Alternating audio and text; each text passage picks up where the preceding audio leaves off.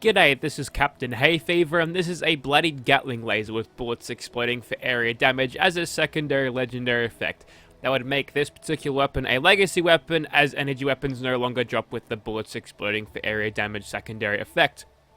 Making this thing exceptionally powerful too, but it'll pale in comparison compared to this, and although we've got this thing primed, you can tell already that there's a big old damage gap happening here. So we'll try to find out if the Gatling laser of the Bloodied and explosive variety has any use next to a weapon like this, and I'm thinking accuracy might be a standpoint, but honestly the accuracy doesn't really matter because the amount of projectiles that you'll eventually throw with this thing with the beam splitter, but we'll see what we can do and ignore those Mirelurks outside. So I've got the true receiver and the true long barrel to tighten up that hipfire spread. That along with stabilize makes this extremely accurate, so I'm basically going full accuracy here. I could get a little bit more damage, like a minuscule amount compared to what damage you'll be getting with shooting people with this anyway, but with the gamma wave receivers, honestly it's negligible. I wouldn't bother doing it, and don't even think about chucking on the charging barrels. Not only do they make this thing heavier, they actually make it lose power, which is no good. Let's chuck on some heavy gunner perks to boost this thing's damage, and I'm pretty sure I've missed heavy gunner. There it is. Got it lucky this time. Now this thing is a little bit weird when it comes to my perks, because normally if I'm using a Gatling laser I'll have power user on, which greatly increases the duration of my fusion cores, not only for my power armor but for my Gatling laser too, which is a great way of conserving a power because you want to be in power armor when using heavy guns. So you know, having power user there to help lessen the drain on your fusion cores is a really good idea. But we don't have that. We've got Stabilize, Nerd Rage, and Demo Expert, because Demo Expert does give you a little bit of extra unmarked damage, which is nice. And we'll go over to Luck and chuck on Bloody Mess. So hopefully with those perks, we're not going to be getting any crazy 1000 mag size out of this thing, but the 500 that it gives you by default should be enough for most things when we're dealing with the damage that we're going to get out of this. And we're doing 45 now, whereas this thing is more than double than it. Yeah, it's going to be tough to justify the use over a Gatling plasma, I think. Okay, we're just sitting under Nerd Rage now, along with our power armor, giving us extra defense from emergency protocols. I think the movement speed is null because it's maxed out with Speed Demon anyway. We get 143 damage out of this, whereas we're getting much higher damage out of the Gat Plas. So yeah, that's kind of the difference there. It's massive. Although this thing is primed, which adds a little bit, but not too much. Okay, so there's this random naked super mutant who just teleports around because why wouldn't he? So we're going to use this guy to test out our little theory that Demo Expert does work on legacy energy weapons. So what I'm going to do is just hit the ground with splash damage and see what we can get. He needs to be a little bit closer to those explosions. There we go, that'll do. So I'm seeing between 40, like 50 to 56 sort of thing, so that's pretty good. Let's chuck on Demo Expert, and behold, more damage. There you go, that's showing you that it works. Okay, we've skipped straight into the inside because I was loaded in at this location, and when I dropped into the server, they were all baby super mutants. So quickly going over the usual, I've got a bunch of buffs going because I needed to eat a bunch of food. It was rough last time I tried to record this because I had like 50 takes and nothing, so I just decided to quit. But then when I just got on a little bit further, one more, got the take that I was happy with. I'm not happy with the one I got now, but then the server crashed, which is weird, but then I found out that fucking Telstra were doing maintenance on my internet in my area, and it knocked it out for 3 days, which is terrible. So right now we're not playing to the strengths of this thing in terms of its accuracy and survivability, because obviously I'm up close and personal, and firing explosions like this at this range is crazy. And compared to what this would be like with ballistic explosive versus explosive energy stuff, it doesn't seem to downscale the damage for the ballistic damage that it does. So maybe the energy damage does happen with the explosion, which would make the stabilize buff that you know, gave compatibility of armor penetration to energy weapons, would just make it incredibly overpowered, because now that's punching through armor too, and since that does relatively less damage, it'll be able to penetrate through much better armor. if you know what I'm talking about.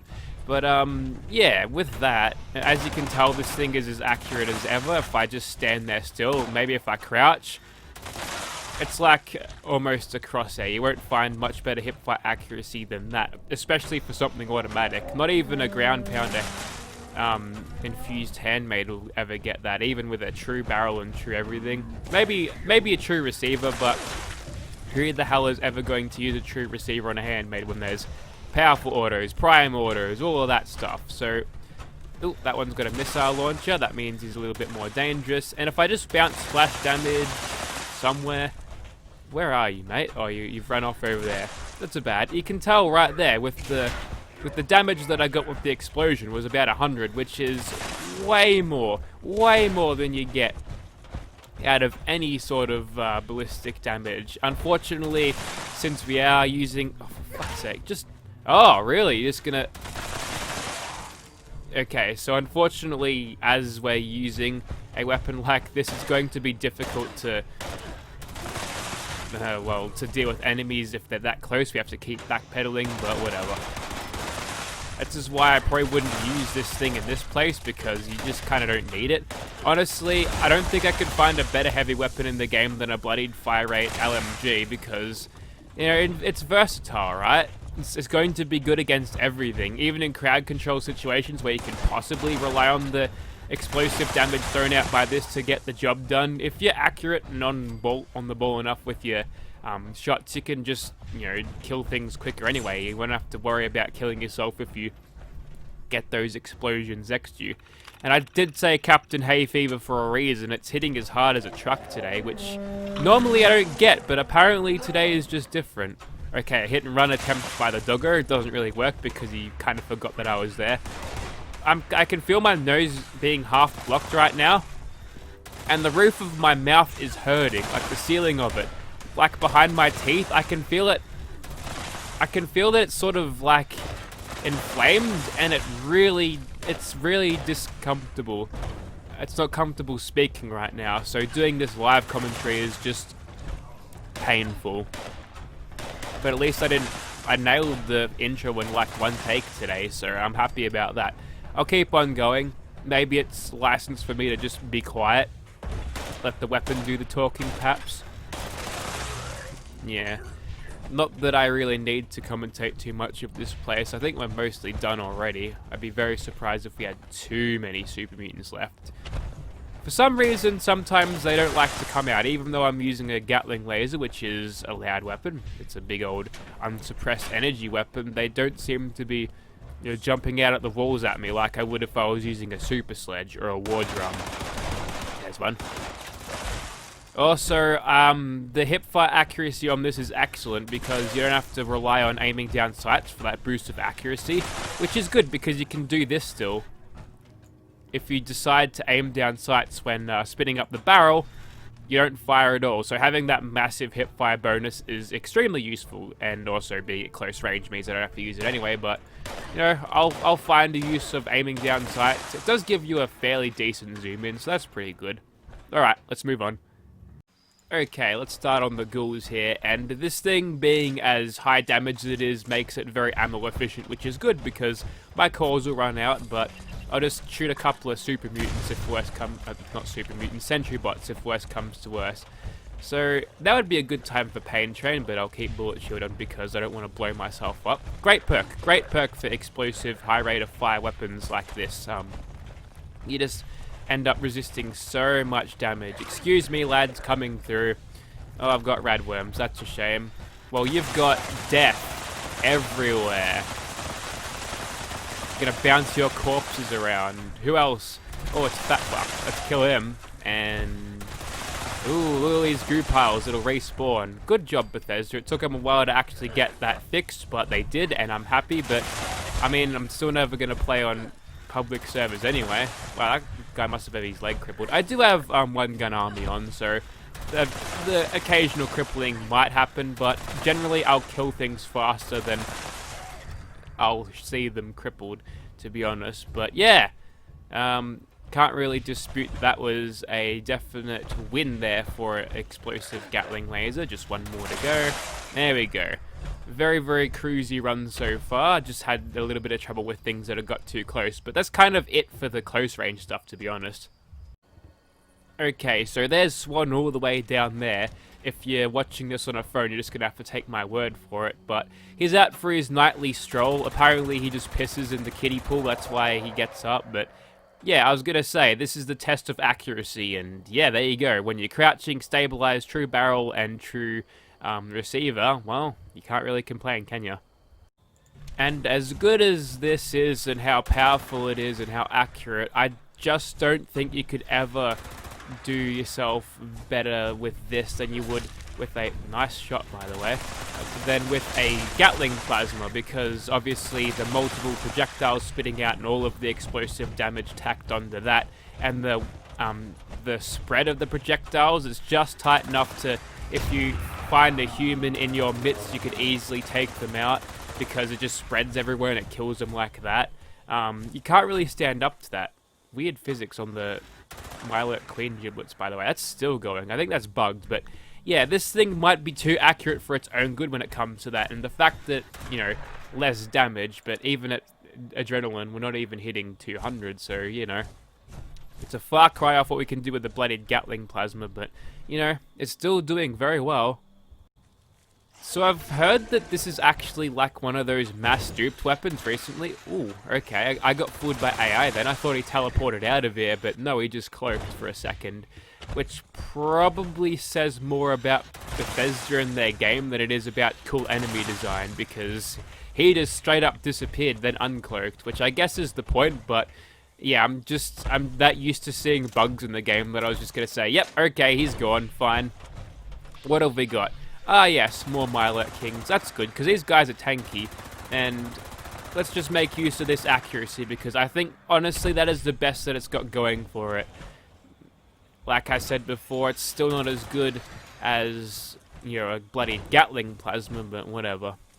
Also, I had a joke for this section to the tune of 48 Crash. It goes like, 48 Crash, 48 Crash, or 48 crabs, sorry. Let me just start again.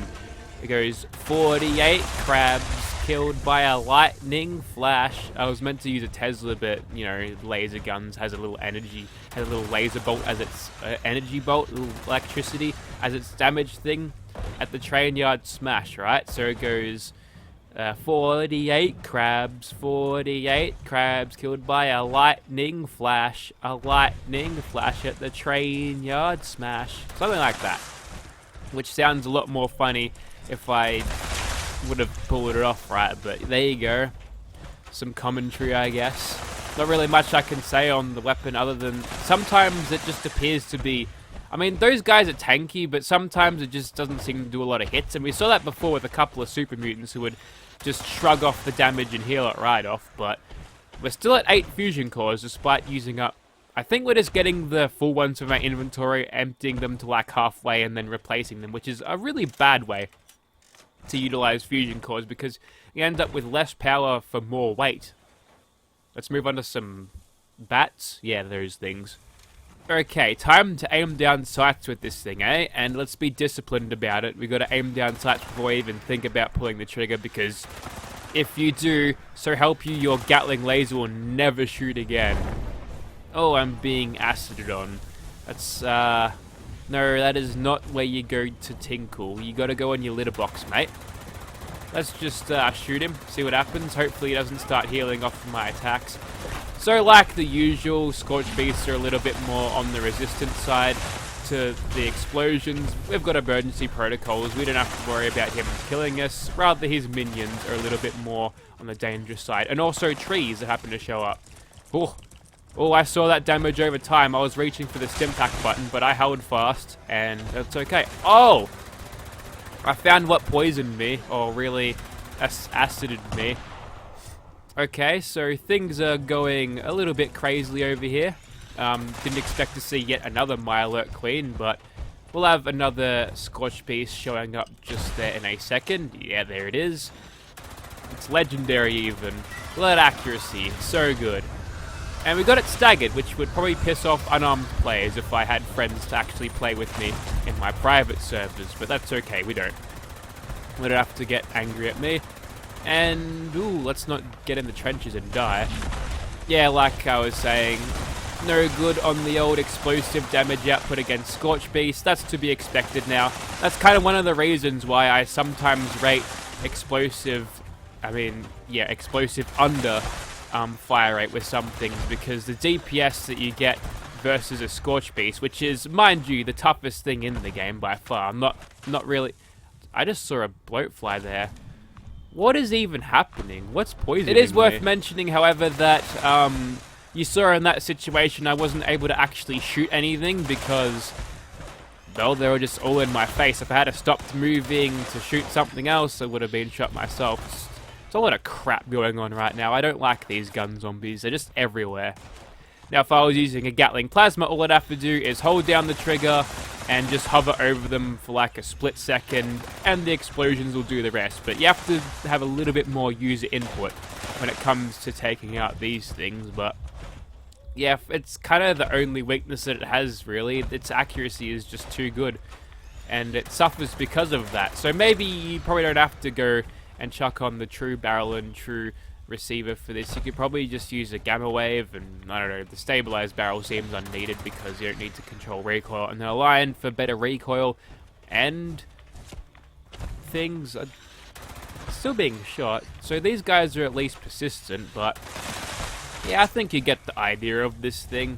Don't want it to overstay its welcome. People have been complaining about the length of the videos. It's like, mate, I do these tests for a reason. If you see that the video length is longer, I'm not exactly killing more enemies than what you'd usually see, so you can probably rate the weapon just by a glance at there.